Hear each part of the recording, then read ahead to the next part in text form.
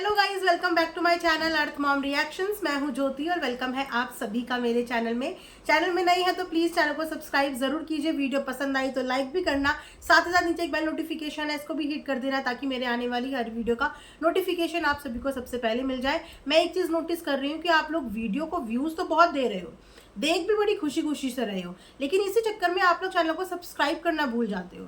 क्यों भाई, आप ऐसा क्यों करते हो? प्लीज चैनल को सब्सक्राइब जरूर किया करो और वीडियो को लाइक भी जरूर किया करो ताकि मुझे पता चले कि मेरी वीडियो आप लोगों को कितनी पसंद आ रही है और उसी के हिसाब से हमारी वीडियो की क्या बढ़ती है, रीच बढ़ती है। तो लाइक जरूर किया करो वीडियो को। चलिए इसी के साथ वीडियो में हम लोग आगे बढ़ते हैं। मैं जानती हूँ कि आप लोग सुबह से वीडियो का बहुत इंतजार कर रहे हो, मेरे को कमेंट्स भी मिले थे, रिसीव हुए थे, बट हो सकता है कि ये आने वाला महीना मेरे लिए थोड़ा सा बिजी रहे क्योंकि आप सब समझते ही हैं एग्जाम्स का टाइम भी नज़दीक है, सावन अलग चल रहा है, तो घर में और भी सारी प्रायोरिटीज़ होती हैं जो हमारे लिए सर्वप्रथम होती हैं और उसके बाद हम अपना सेकेंडरी काम करते हैं। हालांकि यूट्यूब भी मेरा एक प्रोफेशन और इसके लिए भी मैं बहुत ज़्यादा कहते हैं ना ऑनेस्ट हूँ और मैं इसको एक्चुअली अपना प्रोफेशन की तरह ही कंसिडर करती हूँ, लेकिन पहली चीज़ें पहले होती हैं और बाद की चीज़ें बाद में होती हैं, तो इसीलिए वीडियो आने में लेट ज़रूर हो सकता है बट वीडियो आएगा ज़रूर। तो आप लोग बिल्कुल इंतज़ार किया कीजिए, वीडियो को ऐसे ही प्यार दिया कीजिए। थैंक यू सो मच, जिस तरीके से आप लोग प्यार और सपोर्ट कर रहे हैं ना, बहुत अच्छा लग रहा है। इसके लिए आप लोगों का तहे दिल से बहुत बहुत शुक्रिया। कमेंट सेक्शन में अपने ओपिनियन, अपने पॉइंट ऑफ व्यूज़ मेरे साथ ज़रूर शेयर करना। तो हम यहाँ पे आज बात करने वाले हैं कि एम्स में गोरखपुर में क्या हुआ है, क्या अपडेट है आगे की, क्या हलचल हुई जो कल पूरे दिन चलती रही। उस हलचल के बारे में कोई अपडेट अभी तक आप लोगों को नहीं मिली ना, तो आइए उसी से रिलेटेड अपडेट यहाँ पे देंगे। सच झूठ, गलत सही, इसने मेरा यूज़ करा, इसने मेरा यूज़ करा, इसके अलावा भी बहुत सारी बातें हैं, वो भी आप लोगों के सामने रखूंगी क्योंकि एक ही तरफ की जब बातें सामने आती हैं तो दूसरे तरफ की बातें लानी भी बहुत ज़रूरी होती है क्योंकि ताली कभी भी एक हाथ से नहीं बजती। एक हाथ से बजता है तो सिर्फ थप्पड़ बजता है और तालियां बजती हैं जब दोनों हाथ से बजती हैं। तो फिलहाल सिर्फ एक ही हाथ से चीज़ें बज रही हैं, तो चलिए कहानी का दूसरा पहलू भी, दूसरी ताली भी हम लोग बजाएं। चलिए फिर शुरू करें वीडियो। जैसे कि आप सबको कल पता ही है कि कल के दिन में एक कम्युनिटी पोस्ट आता है वन लाइनर के साथ, जहाँ पे ग्वालियर की ऑडियंस से पूछा जाता है कि ग्वालियर में कौन है और एम्स के आसपास कौन है। इसके अलावा कोई इन्फॉर्मेशन कंप्लीट तरीके से नहीं दी जाती। जब सोशल मीडिया पे इस बात को लेके हु हल्ला मच जाता है तब एक कमेंट का रिप्लाई करते हुए बताया जाता है कि हम बिल्कुल ठीक है, लेकिन वहाँ पे भी अपनी बीपी का जिक्र ज़रूर किया जाता है, जबकि जिस इंसान की तबीयत ज़्यादा सीरियस है, जो इस समय पे इमरजेंसी में है, वो थी इनकी भगीनी। अब भगीनी का मतलब ननद की बेटी, ये आप लोगों ने मुझे कमेंट सेक्शन में बताया, थैंक यू सो मच उस चीज़ के लिए। तो सोचिए कि जहाँ पे भगीनी इमरजेंसी में एडमिट है वहाँ पे इन्होंने अपना बीपी ज़रूर ऐड कर लिया। बोले कि जिस बच्चे को इस समय पे ब्लेसिंग्स या सिंपैथी की ज़रूरत है, उस 4 लाइनों में भी अपना नाम ऐड करना ज़रूरी था कि मेरा भी बीपी लो है। ठीक है, अब चलिए आधी अधूरी इन्फॉर्मेशन, जिसने जितना सोचना था उसने उतना सोचा, क्योंकि ऑडियंस की कभी गलती नहीं होती। ऑडियंस को जितनी इन्फॉर्मेशन दी जाती है ऑडियंस उसके हिसाब से रिएक्ट करती है, उसके हिसाब से बात करती है। लेकिन अभी से 20 घंटे पहले, अब आप कैलकुलेट कर लो, अभी हो रहे होंगे आई थिंक 6:30 के अराउंड टाइम हो रहा होगा। अभी से 20 घंटे पहले इनकी ननद की भी कम्युनिटी आई। इनकी आई थी एक वन लाइनर कम्युनिटी, बट अरे बाबा की ननद की कम्युनिटी आई और उन्होंने उसको पूरे अच्छे तरीके से क्लियर कर दिया, जो क्लियर कल की डेट में ये भी कर सकती थी, ये भी ऑडियंस को सब कुछ बता सकती थी, पर उस चीज़ के लिए इन्होंने बिल्कुल भी बॉदर नहीं किया। बट अभी से 20 घंटे पहले इनकी ननद की कम्युनिटी आई है, मतलब हम ये मान लेते हैं कि आज सुबह तक इनकी ननद ने कम्युनिटी पोस्ट करा होगा और इन्होंने कल किया था। इनकी ननद ने लिखा है, हे फैमिली, मेरी भांजी की तबीयत बहुत ख़राब है। सबसे पहले तो तहे दिल से आपकी भांजी के लिए बहुत सारी ब्लेसिंग्स। भगवान करे कि वो जिस भी प्रॉब्लम से जूझ रही है, जो भी इमरजेंसी में वो एडमिट है, ईश्वर उसको उस चीज़ से बाहर निकाले, खूब लंबी उम्र करे और आपकी भांजी जल्दी से जल्दी ठीक होके आपके परिवार के बीच में आ जाए। मैं भोलेनाथ से अपनी तरफ से ये ब्लेसिंग करती हूँ और पूरी तमाम ऑडियंस से भी इस चीज़ के लिए रिक्वेस्ट करूँगी कि छोटी सी बच्ची के लिए आप सब लोग भी प्लीज़ दुआएं ज़रूर देना कि वो जल्दी से जल्दी ठीक होके परिवार के साथ में आ जाए।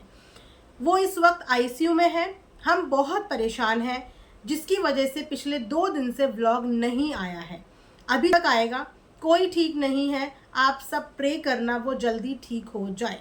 बिल्कुल बच्ची जल्दी ठीक हो जाएगी और हम सबकी प्रे उस छोटी सी मासूम सी बच्ची के साथ में है। अब देखिए कि इनकी ननद ने कितने साफ तौर पे एक एक चीज क्लियर तरीके से ऑडियंस के सामने रखी। उन्होंने ऑडियंस को गुमराह नहीं किया, उन्होंने ऑडियंस को मैनिपुलेट नहीं किया। जो जो सिचुएशन इस समय पे फैमिली में हो रही है, साफ तौर पे उन्होंने वो चीजें लिख ली कि बच्चा इस समय पे आईसीयू में है, साथ में परिवार वाले बिल्कुल ठीक नहीं है। कैसे कोई परिवार वाले ठीक हो सकते हैं जब किसी घर के बच्चे की स्थिति इतनी खराब हो कि वो आईसीयू में है, इमरजेंसी में है, तो उसकी फैमिली के लोग कैसे ठीक हो सकते हैं। साथ में इनकी ननद ने ये बोला कि मैं इसीलिए पिछले 2 दिन से व्लॉग नहीं डाल रही थी और आगे कब तक नहीं आ पाएंगे मुझे इस बात का नहीं पता। इनकी ननद बिल्कुल सही और सच बोल रही है, क्योंकि इनकी ननद के चैनल पे पिछले 4 दिन से कोई भी व्लॉग नहीं है। उनका लास्ट व्लॉग 4 डेज अगो है, यानी कि 4 दिन पहले, क्योंकि कोई भी बच्चा एकदम से या कोई भी बीमार इंसान एकदम से आईसीयू में नहीं पहुंचता। उसकी तबीयत खराब हुई, उसके बाद वो वहां पे गई होगी। ठीक है, अब डिफरेंस आप देखिए। एक तरफ ननद जो कि परेशान है, पिछले 4 दिन से कोई वीडियो व्लॉग नहीं आया है, घर में ये अपडेट मिल चुकी होगी कि घर में कोई बच्चा बीमार है, और वहीं पे आप अड़े बाबा को देखो और उनका लास्ट वीडियो देखो कि कब है। घर में एक बच्चा इमरजेंसी में आईसीयू में है और वहां पे ये उस दिन तक भी 2 से 3 व्लॉग बना रही थी, बराबर लड़ाई कर रही थी, बराबर अपनी मम्मी को जवाब दे रही थी। तब तक इनको क्या इस बात की खबर नहीं थी कि इनके घर में कोई अर्जेंसी हो गई है, कोई इमरजेंसी हो गई है। लेकिन उस समय पे इनका वीडियो बनाना ज़रूरी था, उस समय पे इनका अपना गिफ्ट अनबॉक्सिंग का व्लॉग लाना ज़रूरी था, और उस वक्त पे इनको अपनी माँ को जवाब देना ज़रूरी था, कंट्रोवर्सी का जवाब देना ज़रूरी था। लेकिन उस वक्त तक क्या इनको ये खबर नहीं मिली थी? इनकी ननद ने साफ बोला है कि 2 दिन से मतलब कल और परसों से, उनके भी 4 दिन से व्लॉग नहीं आए हैं। इसका मतलब उनको 4 दिन पहले तक ये बात पता चल गई थी, और इनको भी पता चल गई होगी ना। तो यहाँ पे आप देखिए कि कौन इंसान व्यूज, डॉलर या कंट्रोवर्सी के लिए कितना इंगेज है, कि उसको घर में क्या चीज़ें हो रही हैं इससे कोई लेना देना नहीं। ये भी चाहती तो कल एक पूरी इन्फॉर्मेशन के साथ एक कम्युनिटी डाल सकती थी, जैसे कि इनकी ननद ने डाला, क्योंकि उनकी ननद को बच्चे के इस चीज़ में कंटेंट नहीं लेना था, बच्चे की इस बीमारी को उनको किसी को हेट नहीं दिलवानी थी, इसलिए उन्होंने एक साथ सारी चीज़ें क्लियर कर दी। अगर ये चाहती तो ये भी कल की डेट में जो इतना बवाल सोशल मीडिया पे मच गया कि इनको कुछ हो गया, इनके साथ ये हो गया, इनके साथ वो हो गया, इस तरीके की खबरें आने लगी, इन्होंने भी सारी ट्रांसपेरेंसी के साथ ऑडियंस को बताना था। उस बच्ची के लिए दुआएं मांगनी थी, दुआओं की दरख्वास्त करनी थी, क्योंकि पहली प्रायोरिटी यही होता है। जब हमारा अपना कोई ऐसे सिचुएशन में होता है ना, तो हम सब चीज़ें भूल के ये बोलते हैं कि प्लीज़ दुआएं मांगे। पता है क्यों? क्योंकि कब किसकी कौन सी दुआ लग जाए ना, कुछ नहीं पता चलता। जब हजारों हाथ जोड़ के ईश्वर से दुआ मांगते हैं तो कोई एक दुआ लग जाती है। इनको दुआओं की दरख्वास्त करनी थी कल उस कम्युनिटी पे, लेकिन इन्होंने एक आधी अधूरी मिसलीडिंग कम्युनिटी डाली, जिसपे सारी की सारी सिंपैथी यही लेके चली गई। जब मैंने आज इनकी ननद का ये कम्युनिटी देखी तो आई वाज शॉक्ड कि मतलब कोई इंसान किस कदर चीज़ें कर सकता है। अब वहाँ पे जो बुली आंटी हैं वो ये क्लेम करती हैं कि कन्यादान से कितने व्यूज़, कितने डॉलर कमाए। इन लोगों ने पूरा रजिस्टर इस बात से भरा हुआ है, मतलब नोट किया हुआ है, एक एक चीज़ को नोट किया हुआ है कि कितने वीडियो, कितने व्यूज़ हमारी कन्यादान की वीडियो से बने। बट कन्यादान से पहले इनका कोई सोशल मीडिया का फेस नहीं था। कन्यादान से पहले ये एक आम लड़की थी, जिस आम सी लड़की को उन्होंने अपने व्लॉग में लिया था, और ऐसे बहुत सारे व्लॉगर लेते हैं। उस आम सी लड़की को एक फेस वैल्यू मिल गई क्योंकि उसकी कन्यादान की वीडियोस अच्छी चल गई, उसकी स्टोरी इतनी कनेक्टिंग लोगों को लग गई कि वो लड़की एक फेस वैल्यू में कन्वर्ट हो गई।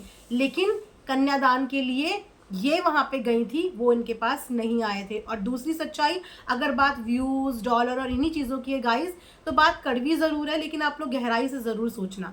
आप लोग बोलते हो कि न्यूट्रल रिएक्शन, तो मुझे लगता है कि मैं अपने एंड पे न्यूट्रल रिएक्शन ही दे रही हूँ, क्योंकि जिस वक्त पे ये परिवार गलत था उस वक्त मैंने जगत भैया को बहुत बहुत बहुत गलत बोला था। हर एक औरत जिनके साथ भी इनकी कंट्रोवर्सी हुई, मैंने उस टाइम पे जगत भैया को सपोर्ट नहीं किया था, हर उस औरत को सपोर्ट किया था जिनके साथ इनकी कंट्रोवर्सी हुई थी। मैं उस टाइम पे भी अपने हिसाब से न्यूट्रल ही बात कर रही थी, और मैं अभी भी सारी सिचुएशन देख के न्यूट्रल ही बात कर रही हूँ। मैं ये चीज़ें नहीं अपने दिमाग में रखती कि मैं को ये बंदा पसंद नहीं है तो मैं इसकी सही चीज़ को भी गलत बोल दूँ और इसकी गलत चीज़ को भी सही बोल दूँ, क्योंकि ये मुझे पसंद नहीं है।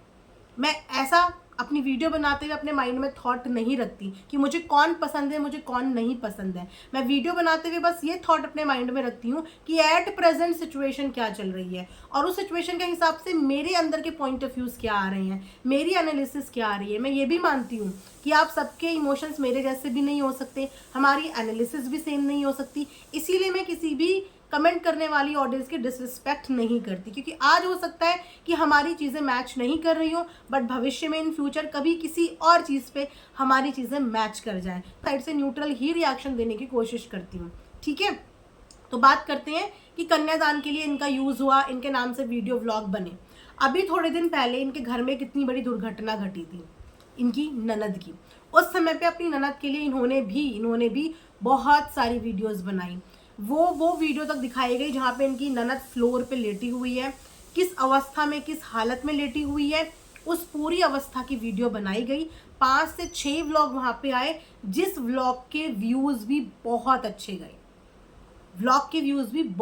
गए, अब आप मुझे ये बताइए, क्या वो व्लॉग मोनेटाइज नहीं थे? क्या वो वीडियो मोनेटाइज नहीं थी? क्या उस इंसिडेंट को कवर नहीं किया गया?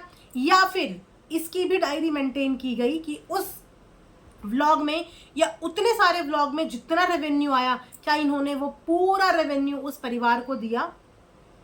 या उससे जितने सब्सक्राइबर इन्होंने बटोरे, क्या वो सब्सक्राइबर इन्होंने उस फैमिली को दिए? क्या इन्होंने उस फैमिली का कोई यूट्यूब चैनल खोला कि आप अपना यूट्यूब चैनल खोलो और आप अपने चैनल पे अपनी स्टोरी बताओ, ये है आपके पैसे जो मैंने आपके लिए पूरी वीडियो बनाई, जो कवर किया, उस पर जो रेवेन्यू बना? नहीं किया ना। तो व्लॉगर अपने लिए कंटेंट ढूंढता है और हर कंटेंट पे रेवेन्यू बनाता है, बांटता नहीं है। ये भी कंटेंट के लिए इवेंट्स अटेंड करती है ना, लोगों के फंक्शन में जाती है ना, कभी किसी का फंक्शन, कभी किसी का फंक्शन। कितनी बार तो जगत परिवार के इवेंट में ही गई है ना, कितनी बार तो जगत परिवार के साथ कोलैबोरेशंस में वीडियोस बनी है ना। तो क्या उसका भी हिसाब किताब लिखा है? तो अगर हिसाब किताब है तो हिसाब किताब एक तरफा क्यों है? हिसाब किताब दोनों तरफा क्यों नहीं है? कि हर इंसान एक नई चीज़ को देखता है ना, कि अगर ये चीज़ लाइमलाइट में आ सकती है तो उसका अपना कंटेंट का हिस्सा बना देता है, राइट? अब आप कश्मीर वाला ट्रिप याद कीजिए। कश्मीर वाले ट्रिप के समय इन्होंने खुद, हस्बैंड वाइफ ने ये बात बोली कि हमारा तो 1 रुपये भी नहीं लगा। पूरा का पूरा कश्मीर ट्रिप स्पॉन्सर्ड था जगत भैया भाभी की तरफ से।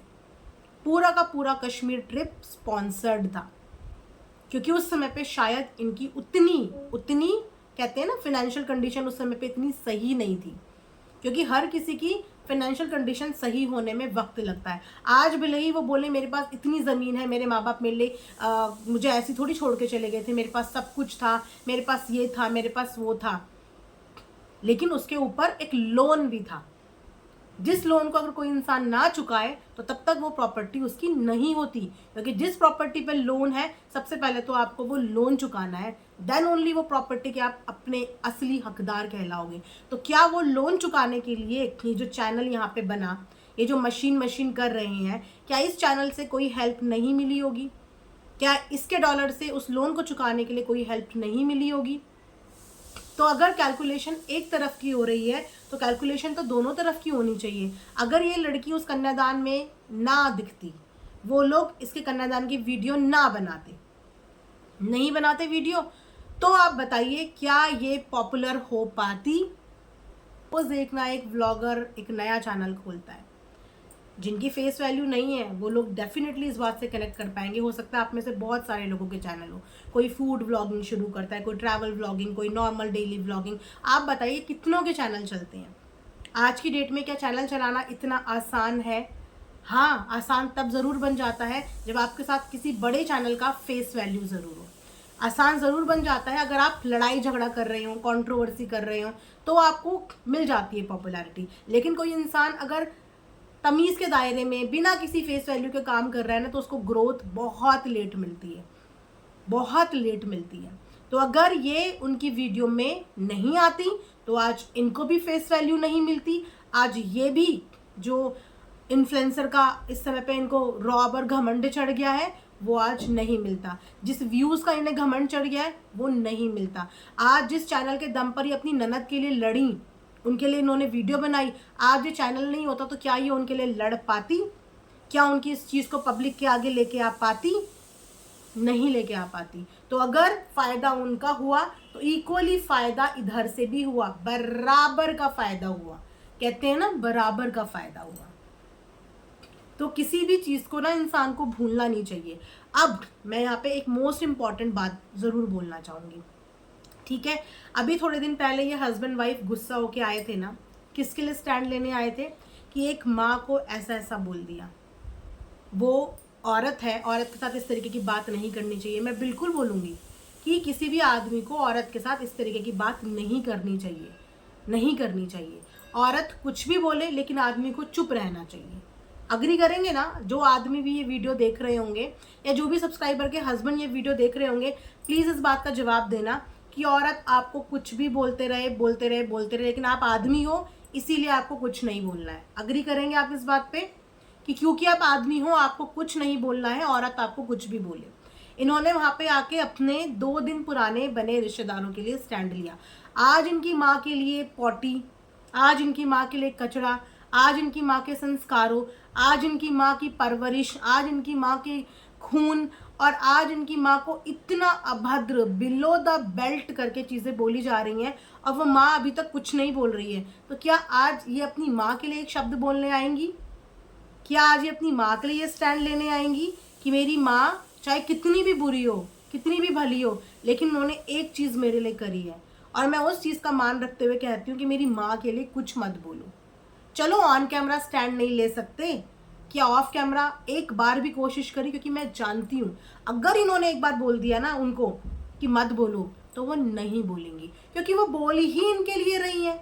जो चीज़ें ये नहीं बोल सकती हैं वो चीज़ें वो बोल रही हैं। अब आप देखिए यहाँ पे रिश्ते देखिए, अभी 2 दिन पहले ये लोग रिश्ते बना के आए। 2 दिन पहले उनके ससुराल के साथ बुली आंटी का रिश्ता बन गया। बन गया कि नहीं बन गया? बन गया ना। तो रिश्तेदारी में जब किसी की तबीयत इतनी गंभीर रूप से खराब होती है, वो भी बच्चे की तबीयत, क्या इन बुली आंटी ने एक बार भी बच्ची की तबीयत के लिए प्रार्थना करी, जिक्र करा? इनको लड़ाई करनी है, इनको सिर्फ कंट्रोवर्सी करनी है, इनको सिर्फ वीडियो बनानी। लेकिन इनको ये टेंशन नहीं है कि मैं जिस परिवार के नाम पे शॉर्ट बना रही हूँ, इस समय उस परिवार के सर पे दुखों का पहाड़ टूटा हुआ है। उस घर की बेटी का बच्ची हॉस्पिटल में एडमिट है, लेकिन वो आंटी को मतलब नहीं है इससे। उनको उस बच्ची की तबीयत से मतलब नहीं है, उनको सिर्फ फोकस है अपनी कंट्रोवर्सी में। उनको सिर्फ फोकस है कि मैं सामने वाले बंदे को कैसे गिराऊं और मैं कैसे पॉपुलर हो जाऊं। ये रिश्तेदारी होती है। अगर हमारी रिश्तेदारी में हमें पता चल गया ना कि कोई नॉर्मल एडमिट भी है तो हाथ पैर फूल जाते हैं। हम सब चीज़ें एक साइड में रख के सबसे पहले अपने परिवार के साथ जाके खड़े हो जाते हैं कि मेरे लायक कोई ज़रूरत हो तो बताओ, आपकी इस दुख की घड़ी में हम आपके साथ हैं। तो ये जो रिश्तेदार अभी 2 दिन पहले बने हैं, ये दुख में क्यों नहीं है? ये सिर्फ सुख में डांस करने आए थे या ये सिर्फ सुख में कंटेंट लेके कंट्रोवर्सी क्रिएट करने आए थे? इस समय उस परिवार पे दुखों का पहाड़ टूटा है तो ये रिश्तेदार क्यों साथ में नहीं है? ये रिश्तेदार क्यों वहां नहीं पहुंचे गोरखपुर? इनके बेटे की तो बहुत पहचान है ना, बहुत इंडस्ट्री में, भोजपुर इंडस्ट्री में बहुत पहचान है। तो उस पहचान वाले का कुछ फायदा उठाओ। उनको गोरखपुर में एम्स में ज़रूरत है, उस ज़रूरत के लिए उनके साथ खड़े हुए ये लोग पहुंचे, ये लोग वहां देखने। और अगर अभी आंटी के साथ चीज़ें सही होती ना, अप्सरा मॉम के साथ चीज़ें सही होती तो उनके पीछे सब पड़ जाते। आपके बेटी के ससुराल में ये हो गया, आप अभी तक गई नहीं, आप अभी तक पहुंची नहीं, आप ऐसे वीडियो कैसे बना सकते हो, आप ये सब चीज़ें कैसे कर सकते हो? उनको ऐसे जज करा जा रहा है। और ये जो नए नए रिश्तेदार अभी बने हैं, इनको कोई फर्क नहीं पड़ता कि उनकी फैमिली इस समय पे किस प्रॉब्लम से गुजर रही है। एक बार सोचो, जिसकी बेटी आईसीयू में एडमिट है उस माँ पे इस समय क्या गुजर रही होगी? वो माँ इस समय कितनी तकलीफ में होगी, कितने दर्द में होगी। और एक बहन का दर्द दूसरी बहन समझ सकती है। इसीलिए अरे बाबा की ननद ने भी वो तकलीफ समझी अपनी बहन की, और वो 4 दिन से सोशल मीडिया पे एक्टिव नहीं है। सुख के साथ ही, कंट्रोवर्सी के साथ ही, व्यूज के साथ ही, लेकिन दुख में कोई नहीं। मैं मानती अगर इस दुख की घड़ी में ये जो बुली आंटी है 1-2 शॉट उस बच्चे के लिए भी डाल देती, दुआओं के लिए डाल देती, उस परिवार के लिए डाल देती, मैं मानती। लेकिन अब जरूर आ सकता है, अब ज़रूर आ सकता है कि कल परसों में ये शॉट डाल दें या कल परसों में ये सब चीज़ें कर ले। लेकिन 2 दिन और आज के दिन मिला के 3 दिन हो चुके हैं, 3 दिन हो चुके हैं, है ना? अब आप देख लीजिए, अब आप देख लीजिए और ये परिवार भी आंख खोल के देख लें। अड़े बाबा की फैमिली भी आंख खोल के देख ले और इस बात को समझ ले कि आपके दुख तकलीफ में आज भी आपके साथ आपके खुद के परिवार के अलावा कोई नहीं है। वो इतने बिजी हैं, इतने मस्त हैं, उन्हें इतना मज़ा आ रहा है कंट्रोवर्सी करने में कि घर के बच्चे का उन्हें ध्यान ही नहीं है। रिश्तेदारी ध्यान नहीं है जो भी 3-4 दिन पहले बनी है, वो रिश्तेदारी भी भूल गए, वो ससुराल से बनी हुई रिश्तेदारी भी भूल गए और वो मज़े में है, अपने कंटेंट में, अपनी कंट्रोवर्सी में मज़े में है। सो अभी भी जो चीज़ें समझ जाओ तो समझ जाओ, इंसान के असली नकली सारे रूप इस सोशल मीडिया पे दिख जाते हैं। आज नहीं तो कल सारे चेहरे दिख जाते हैं और ये बात बिल्कुल सच्चाई है कि कोई लगाव नहीं है, कुछ भी नहीं है। अगेन सिर्फ यूज़ हो रहा है। यूज़ होने के बाद आप लोग खुद देखना आने वाले समय पे क्या होगा, क्योंकि रिश्तेदारी का मतलब होता है सुख और दुख में बराबर खड़े होना। क्या सिर्फ रिश्ता अड़े बाबा के साथ है? जबकि जो रिश्तेदारी निकली है वो अड़े बाबा के साथ नहीं, उनके ससुराल वालों के साथ निकली है। तो अड़े बाबा से ज़्यादा तो ससुराल वालों के साथ वो रिश्तेदारी होनी चाहिए थी ना। उस घर की बेटियों के साथ पहले रिश्तेदारी होनी चाहिए थी। लेकिन बेटियों के दुख की इस समय पे बिल्कुल भी बुली आंटी को परवाह नहीं है, वो तो सिर्फ कंट्रोवर्सी करेंगी और करती रहेंगी। चलिए गाइस, आप लोग ज़रूर लेकिन सब चीज़ों को साइड में रख के, जो भी आपके दिल में गिला शिकवा है उन सब चीज़ों को साइड में रख के मैं आप लोगों से बोल रही हूँ कि बच्चे के लिए ज़रूर प्रार्थना करना। दुआओं में बहुत शक्ति होती है और एक एक माँ जब उस बच्चे के लिए दुआ करेगी ना तो भगवान उसको जल्दी से ठीक कर देंगे। आप ज़रूर कमेंट सेक्शन में उसके लिए दुआ करना। इसी के साथ ये रिएक्शन वीडियो मैं यहाँ पे एंड करती हूँ। Thanks for watching Arth mom reactions. Bye bye, take care.